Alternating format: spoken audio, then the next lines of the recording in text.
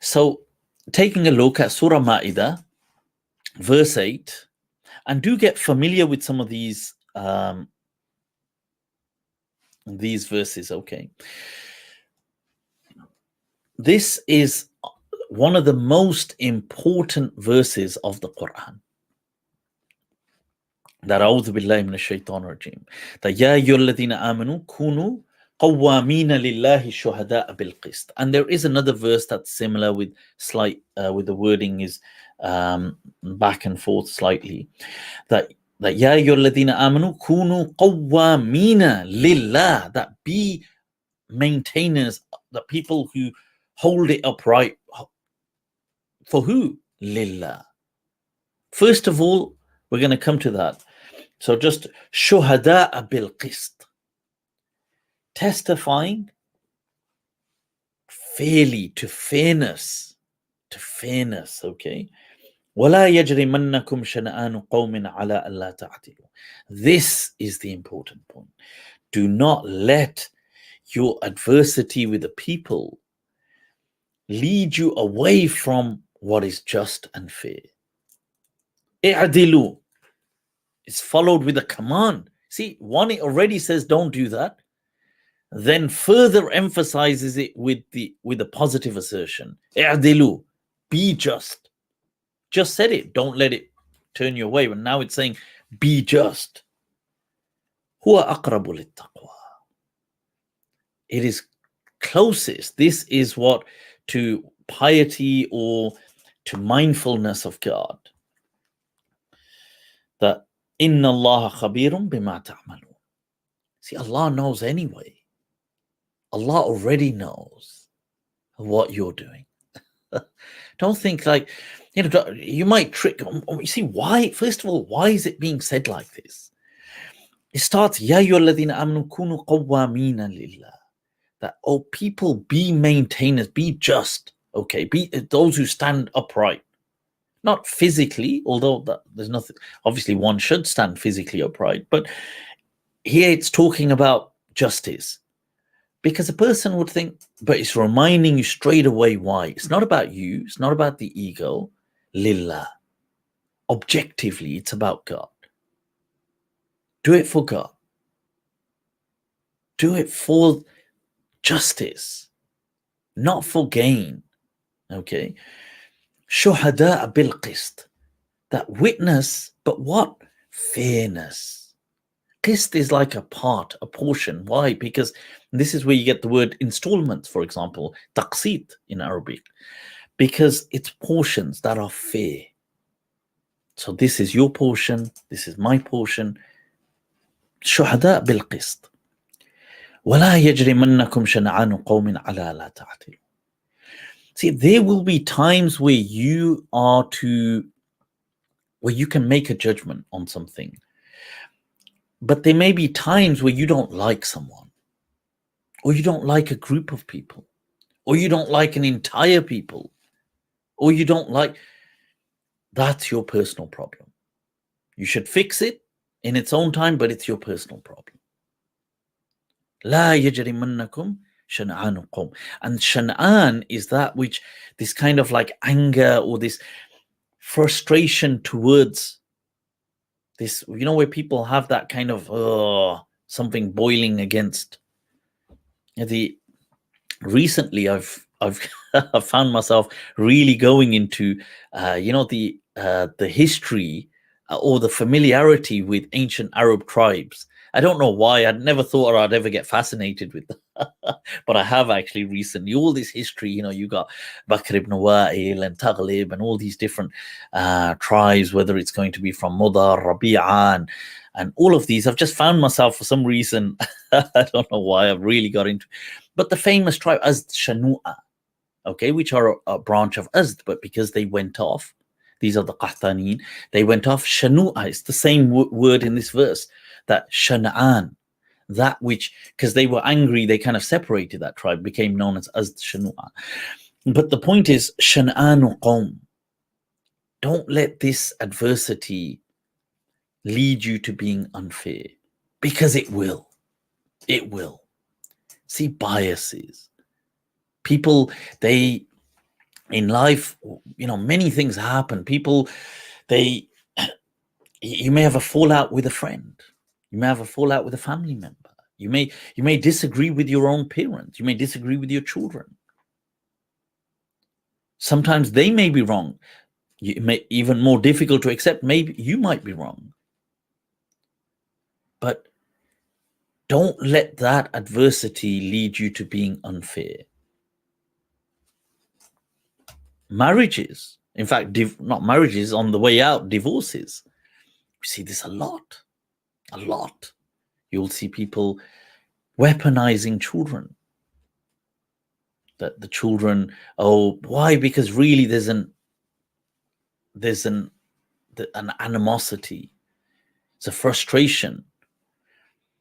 A person may actually be right. The person may have wronged them.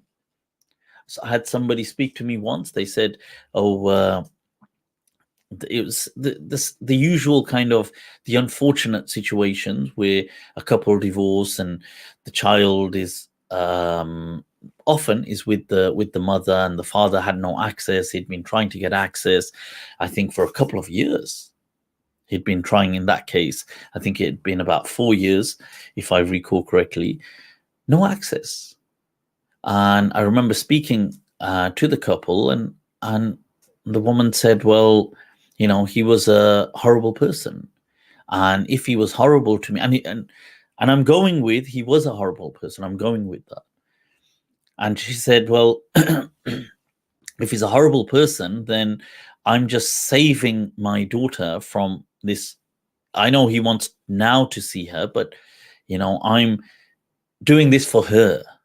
Like, that's the justification. But la yajrimannakum shana'anukum. You see, even sometimes you may be right in what the person has wronged you, but don't stop that, because that's an actual haqq of the child towards the parent and the parent towards the child. It could be in many things. It could be, like I said, with a parent. People disagree with their parents. But don't let this issue, it could be with a business partner. Often people have disagreements with when it comes to business. But don't let these things sway you. Still always try to be just. And it's really difficult because our own biases and prejudices are hidden from us. So we have to unveil them. And it actually develops us. You see, by enacting this verse, you're actually developing yourself. Where you you start to realize, okay, actually I'm being unfair. And that's a huge learning plateau. That this is amazing, that Allah then follows by saying, being just is close to mindfulness. And you think close to taqwa, and you think, well, okay, how so? And one way, the obvious way, you say, well, because it's doing good and it's doing what's right, and this is, some people might say it's to do with fear of God, which the word taqwa doesn't mean fear, but I suppose you're aware of God is watching you, and therefore you're being just. Okay, these are fine. These are understandings of that as well. But another way of understanding this, you see, i'dilu, that because when you try to remove these blind spots of biases and prejudices, it's hard work, because you can't see them, because that's the thing about a blind spot. You don't know there's a blind spot. So you have to introspect. You have to look within. You think, you know what? Yaar, I'm a bit prejudiced. It's a difficult thing. It's difficult to admit. You could think, you know what? Actually, when I think about it, I've got these influences. It could be cultural. A person could think, yeah, these, when I think about it, I do have some misogynistic ways of looking at things. I do have some discriminatory ways of looking at something. God forbid, I do have some racist ways of thinking of things. I do like to think this. A person has to go within, and they have to try to become aware of themselves. And in it, there's also a kind of like a purging. It's like a visceral, partially a visceral cleanse. And by doing that, you see that you become more mindful of your inner self. You become a bit more connected to that. And with that, you are connected to God. See, because if you become more mindful, you inevitably become more mindful of God. هو أقرب للتقوى. So this, you know, when you think about it, it's an amazing rabt, a connection. So, and it's true, you know, we should, because God forbid, what kind of prejudices we all carry. We don't know. You know, people carry all kinds of prejudices. I mean, I inshallah, I hope whatever I have, that I continue to cleanse them. You know, I think back sometimes, you know, I sometimes I think back of conversations I may have had 10 years ago, and I'm so embarrassed. I think, damn, did I used to think like that? And, you know, it happens, doesn't it? Because you are a product of your environment. You are a product of, and you know, we have prejudices.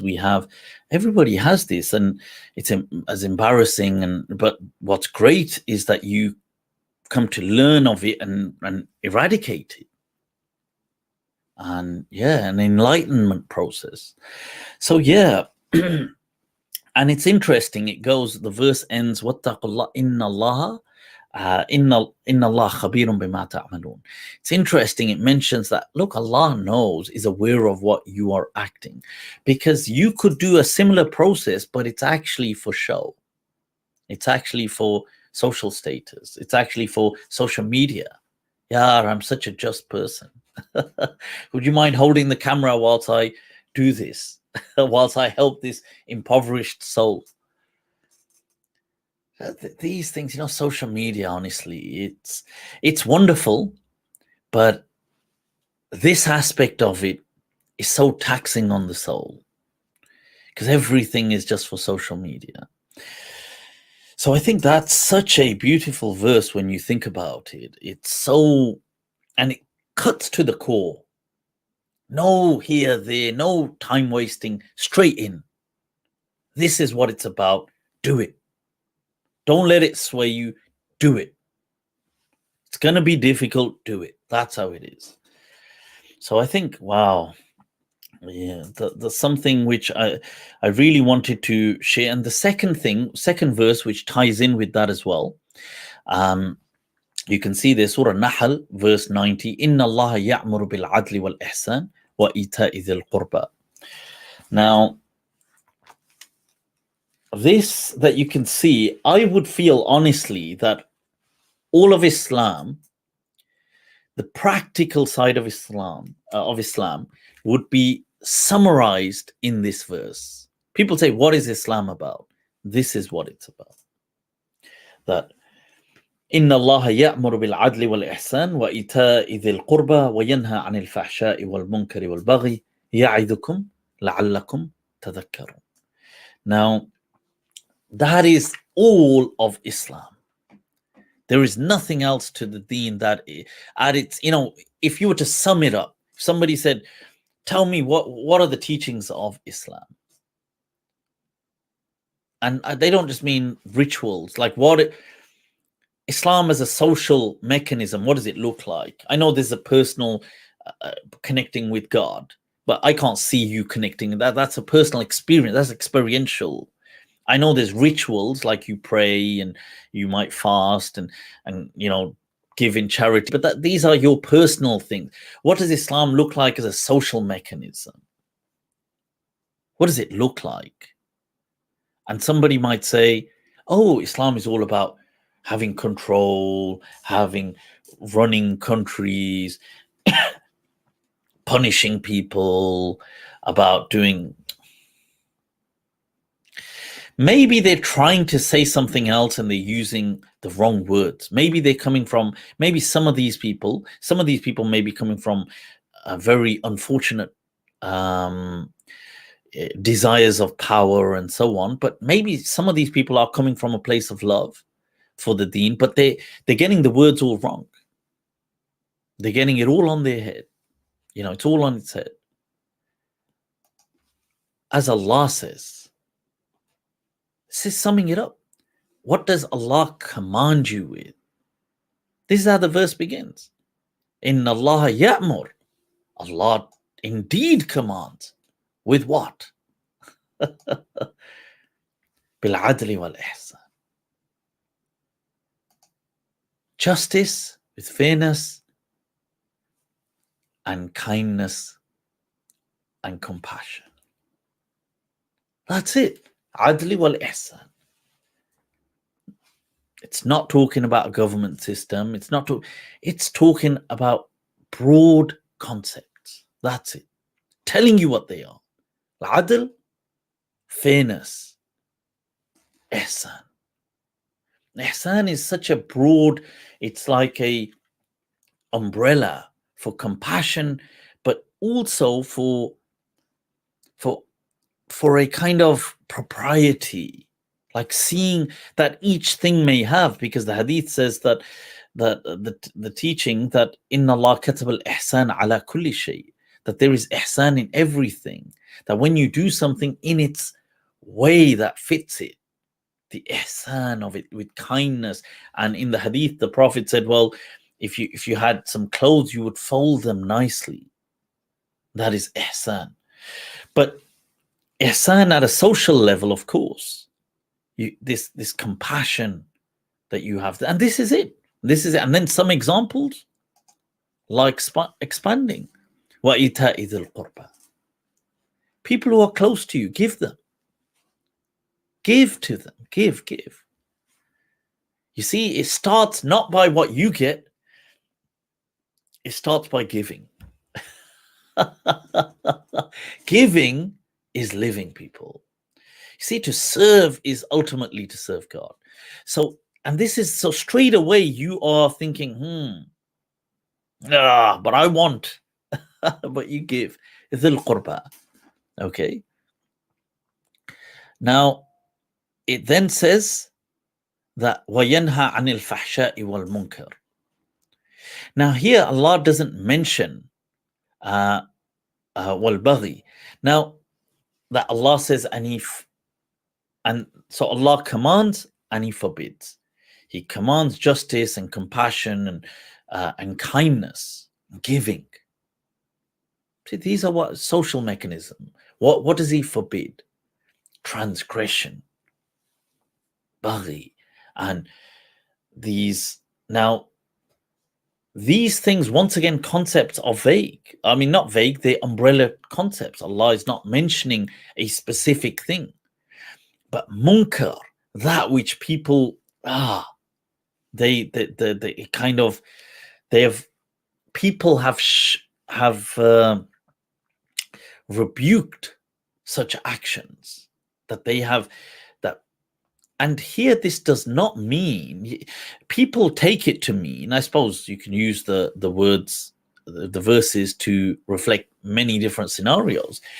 But in this broad universal sense, it's not talking about fiqhi differences of fiqh. Like, one person says you should shave the tash. Another person says, no, you shouldn't shave the tash. And then one person says, that's a munkar. Another person says, it isn't a munkar. This is not what it's talking about on a human universal level, on whether you should shave the mustache or not, or grow the beard or not.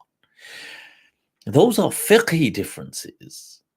And even though people use the word munkar, they may use it, but that's not, you see, this is the book of Allah, it's not a book of fiqh. This is speaking about what humans will see as munkar. Cannibalism.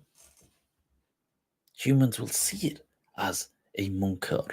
They will see it as fahsha. Okay. Things that do destroy societies, they will see them generally. So this, and it's kept vague. Why? And that is from the miraculous beauty of the Quran. Because human societies will always develop and change. So if it's listed as one A, B, C, in the future, maybe C won't be there. Maybe it'll, maybe A won't even be there, but B will be there. Maybe there'll be D, E, F. And so the whole point is Islam is for all time.